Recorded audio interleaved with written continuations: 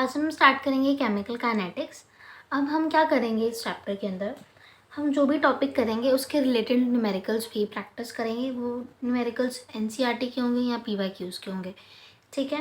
सो हम स्टार्ट करते हैं। आज इंट्रोडक्शन का पार्ट होगा हमारा केमिकल काइनेटिक्स। केमिकल काइनेटिक्स होता क्या है?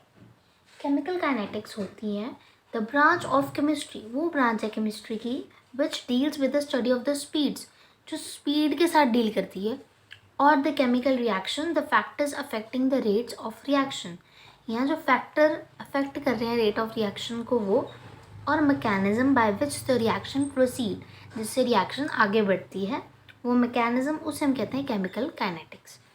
केमिकल काइनेटिक्स में हम ये पढ़ते हैं कि किस स्पीड से रिएक्शन हो रही है, समझ रहे हो, किस स्पीड से, स्पीड को ही हम रेट कहते हैं। अब हम देखेंगे क्लासिफिकेशन किसकी, रिएक्शंस की, किसके बेसिस के ऊपर, हम देखेंगे रेट्स के बेसिस के ऊपर, ठीक है। Classification of reactions on the basis of rates, rates का मतलब समझो स्पीड, किस स्पीड से रिएक्शन हो रही है उसे हम समझेंगे।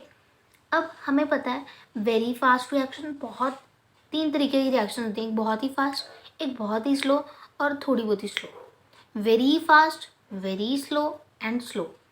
Very fast reaction the reaction which take place instantaneously, जो फटाफट से ही हो जाती है, पता ही नहीं लगता, ठीक है ना, बहुत ही फास्ट हो जाती हैं, पलक झपकते ही हो जाती है फटाफट से, ठीक है। सपोज ये केमिकल डाला उसी टाइम ही कलर चेंज हो गया, ठीक है ना, ये कह रहा फटाफट हो रही है।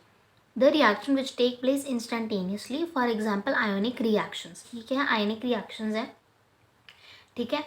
अब Na क्या होता है, प्लस में NOH माइनस, ठीक है। तो Na, अभी Na प्लस है, Cl माइनस है, तो Na प्लस Cl माइनस जुड़ जाएंगे और H2O साथ में आ जाएगा, यही चीज़ होती है, ठीक है। Na plus and Cl minus, NaCl बन जाएगा और ये H2O बन जाएगा, ठीक है। अब हम बात करेंगे वेरी स्लो रिएक्शन, मतलब बहुत ही स्लो रिएक्शंस होती हैं ये। द रिएक्शंस विच में टेक प्लेस डेज, मतलब कहाँ मतलब होती है ये, काफ़ी दिन लग जाते हैं, काफ़ी महीने, क्योंकि बहुत ही स्लो होती है ना, ठीक है ना, बहुत ही स्लो रिएक्शंस हैं ये, इनको कई दिन भी लग सकते हैं, कई हफ्ते भी, कई महीने भी, कई साल भी, ठीक है। इसका एक एग्जांपल है रस्टिंग ऑफ आयरन, मतलब लोहे को जंग लगना, ठीक है ना, ये एक रिएक्शन है जिसके अंदर इसको टाइम लगता है, इसको कई महीने, बहुत ज़्यादा महीने लग जाते हैं, इसलिए हम इसे नोट नहीं कर पाते हैं, ठीक है, इसके प्रोडक्ट को, इसको देख नहीं पाते हैं, ठीक है ना।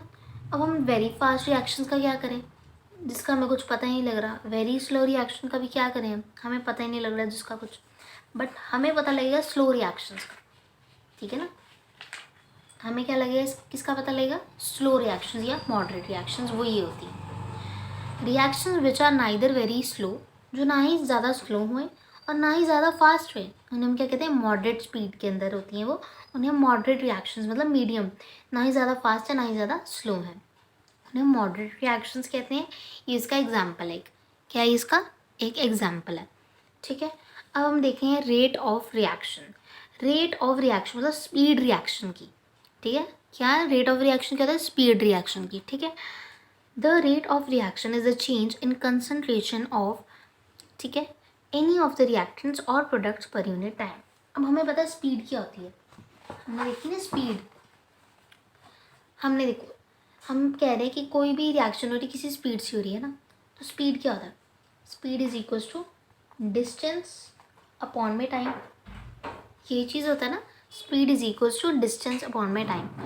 अब क्या हो रहा है, कोई रिएक्शन कितनी स्पीड से हो रही है, मतलब उसमें क्या लगेगा, रेट को हम कैसे लिखेंगे, change in concentration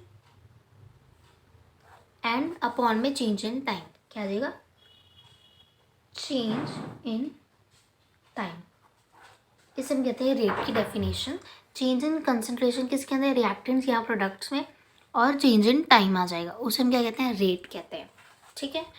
the rate of reaction is the change in concentration of any of the reactants और प्रोडक्ट्स पर यूनिट टाइम, ठीक है। अब क्या हो रहा है, कोई रिएक्शन में कोई चीज़ डिसअपियर हो रही है और ये कुछ अपीयर हो रही है,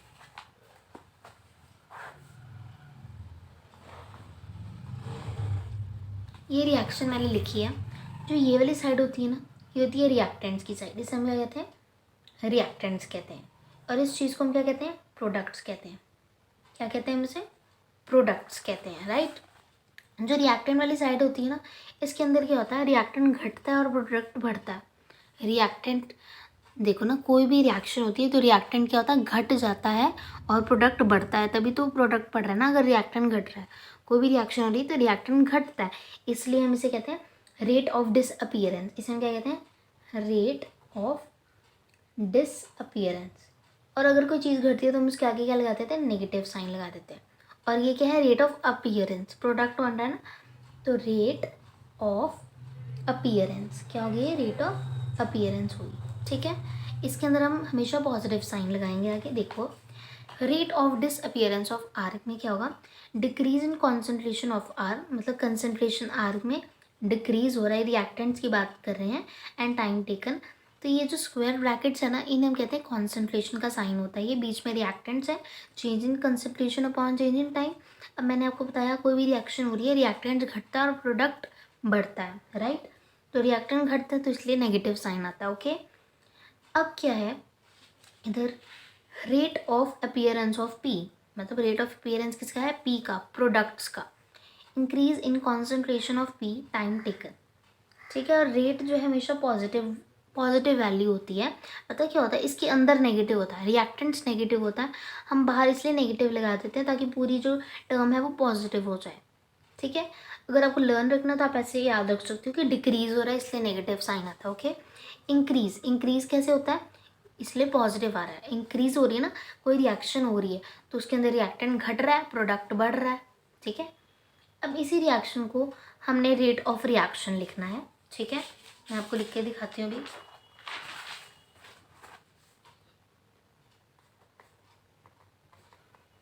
ये हमारी है, ठीक है।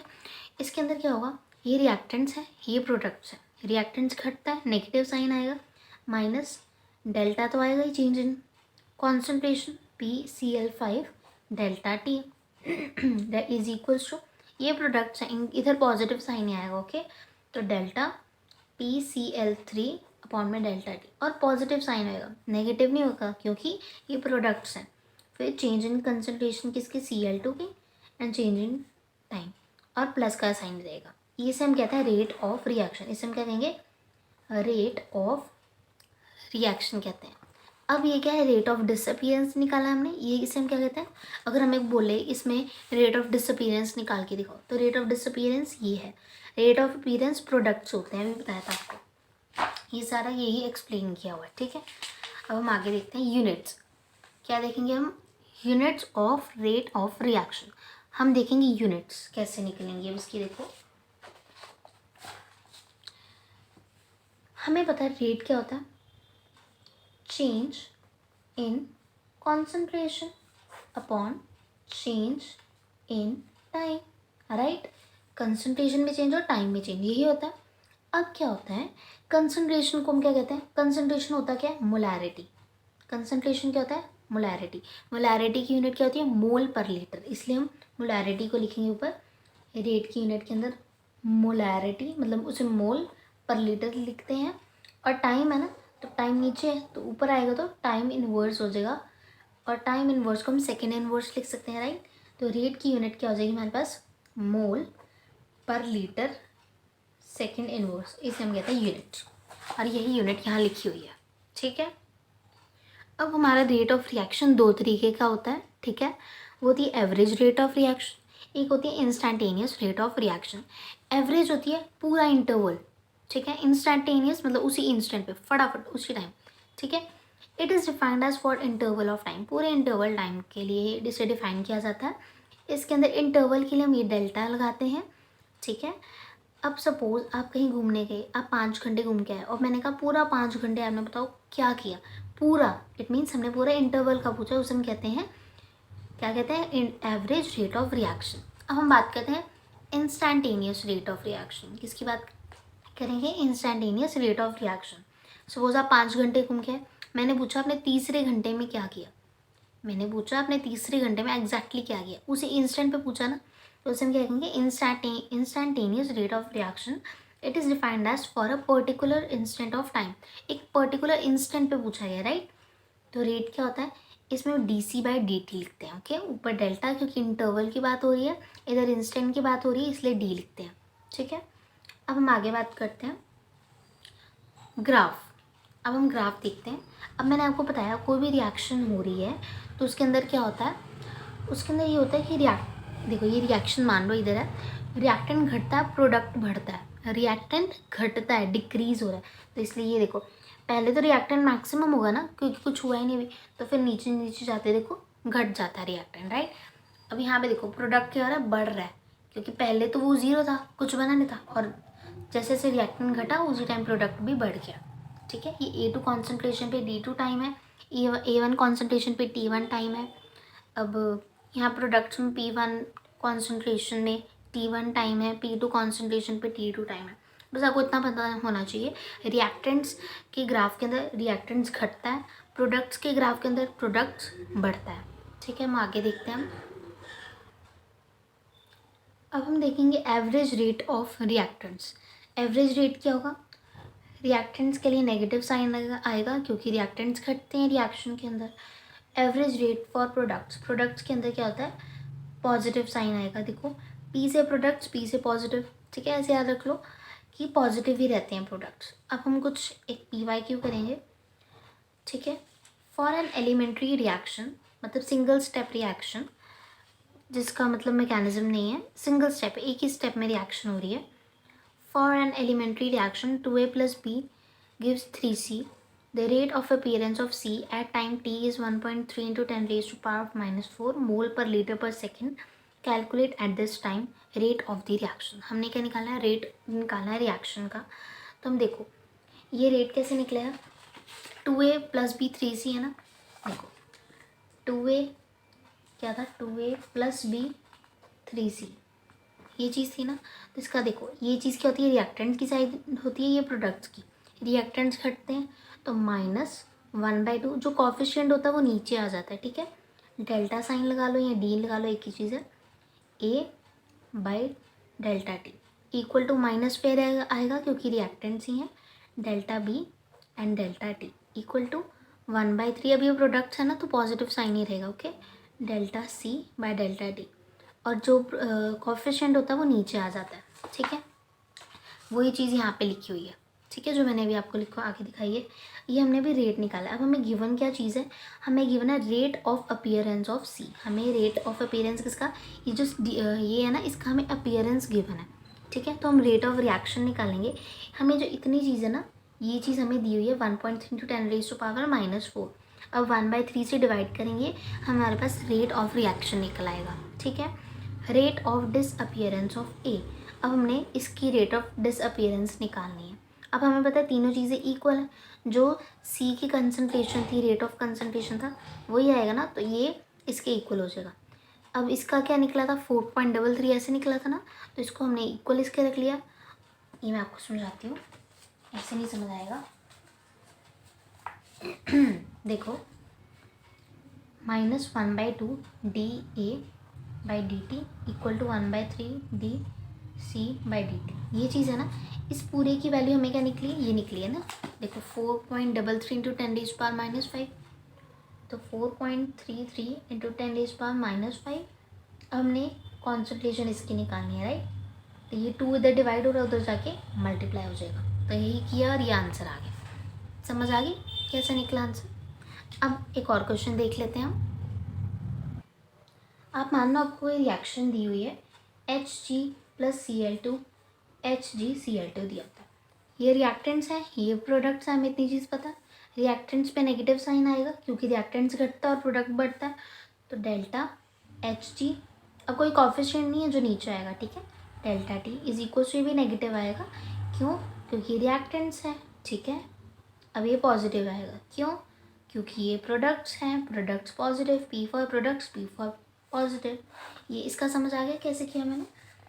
अगर मैं एक और एग्जांपल लूँ, 2HiH2 + I2, जो लेफ़्ट साइड में वो रिएक्टेंट्स होते हैं, जो राइट साइड में वो प्रोडक्ट्स होते हैं, ये क्या होंगे, नेगेटिव होंगे। अब कॉफिशिएंट नीचे आ जाएगा, -1/2 delta HI and delta T। Okay, and ये पॉजिटिव रहेगा और कॉफिशिएंट में नहीं है तो नहीं लिखेंगे हम। ओके, पॉजिटिव क्यों रहेगा? क्योंकि प्रोडक्ट्स है, सिंपल। एंड ये भी प्रोडक्ट्स है।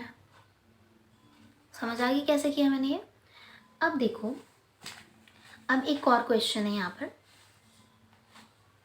ये रहा, देखो 2NO2 प्लस F2 हमें ये दे रहा है 2NO2F। ओके, तो इसका हमने क्या निकालना है? रेट ऑफ रिएक्शन निकालना है। अब हमने रेट ऑफ फॉर्मेशन निकालनी है। सबसे पहले हम क्या करते हैं? रेट ऑफ रिएक्शन निकाल लेते हैं। ठीक है, इस पूरी रिएक्शन का rate of reaction 2NO2 plus F2 2NO2F। ठीक है, इसकी रेट ऑफ रिएक्शन निकाल लेते हैं। अब ये रिएक्टेंट्स हैं, इसका नेगेटिव साइन आएगा, -1/2 डेल्टा NO2 डेल्टा T। ठीक है, नेगेटिव क्यों आएगा? क्योंकि रिएक्टेंट्स है। इधर भी नेगेटिव आएगा क्योंकि रिएक्टेंट्स है, कॉफिशिएंट नहीं है जो नीचे आएगा, राइट, F2/डेल्टा T। अब इधर पॉजिटिव आएगा, क्यों?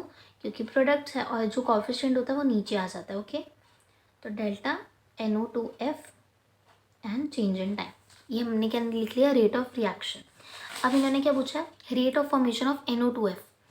अब NO2F तो ये, इसकी फॉर्मेशन ये लिख देंगे। पहले पार्ट का आंसर क्या हो गया?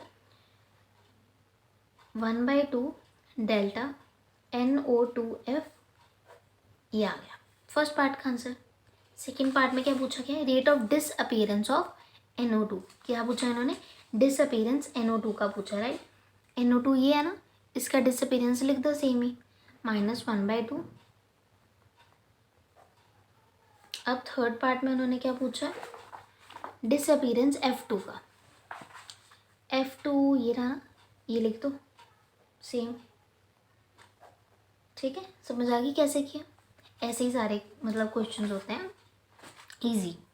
अब हम देखते हैं रेट लॉ। रेट लॉ क्या होता है? The representation of rate of reaction. किसकी रिप्रेजेंटेशन? Rate of reaction. हमने ये लिखा है ना, ये देखो रेट ऑफ रिएक्शन है। ये रिप्रेजेंटेशन होना रेट ऑफ रिएक्शन की, किन की टर्म्स में? In terms of concentration, concentration की टर्म्स में, रिएक्टेंट्स की, उसे हम कहते हैं रेट लॉ। रेट जो है यहाँ पे देखो, rate is directly proportional to concentration. किसकी? रिएक्टेंट्स की। ठीक है, सो ये कॉन्सेंट्रेशन आ गई, कुछ पावर होगी उनकी। ठीक है, इसे हम क्या कहते हैं? रेट लॉ कहते हैं। क्या कहते हैं हम इसे? Rate law. अब हम देखेंगे order of reaction which is important. इसकी डेफिनेशन भी आपको पता होनी चाहिए। Okay, the sum of the power of the concentration. किसकी पावर? जो सम है ना, कॉन्सेंट्रेशन की पावर क्या है? एक्स और वाई। कह रहे सम निकालो एक्स और वाई का, कॉन्सेंट्रेशन की पावर्स का, of the reactants in the rate law expression. Rate law expression ये है ना, is called order of that reaction. दोबारा समझो इस चीज़ को। देखो, the sum of the power of the concentration, ये कॉन्सेंट्रेशन है, कह रहे sum of the power of the concentration. Concentration की पावर का सम वो आ जाएगा x + y आ जाएगा, right. Of the reactants, reactants की किसके अंदर आएगा? रेट लॉ एक्सप्रेशन के अंदर। ठीक है, ये रेट लॉ एक्सप्रेशन है ना, इसके अंदर। अब इसके बेसिस के ऊपर ना क्वेश्चंस भी होते हैं, वो आपको मैं दिखाती हूँ। ये देखो,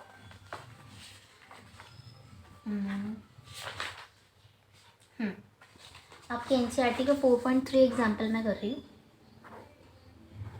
देखो, कह रहे calculate the overall order of a reaction which has the rate expression. A part देखो, हमें रेट दिया हुआ है, रेट लॉ एक्सप्रेशन दिया हुआ है। ठीक है, A 1/2, B की पावर 3/2, ये चीज़ दिया ना रेट लॉ एक्सप्रेशन। क्या कहा था उन्होंने? The sum of the power of the concentration of the reactants in the rate law expression. The sum of the power of the concentration, the sum of the power of the concentration. किसका sum? Concentration की power का सम। तो concentration की power का सम निकालेंगे। ठीक है, ये सेम होता है तो ऊपर वाले प्लस हो जाएंगे। 3 + 1 4/2 विच इज़ 2। तो हम ये क्या है? ऑर्डर निकालने का तरीका है। तो ऑर्डर क्या आ जाएगा? 2। आंसर आ गया हमारे पास। समझ आइए आपको? नेक्स्ट देखते हैं अब हम। बी पार्ट दिया हुआ है यहाँ पर ही। बी पार्ट है रेट इज इक्वल्स टू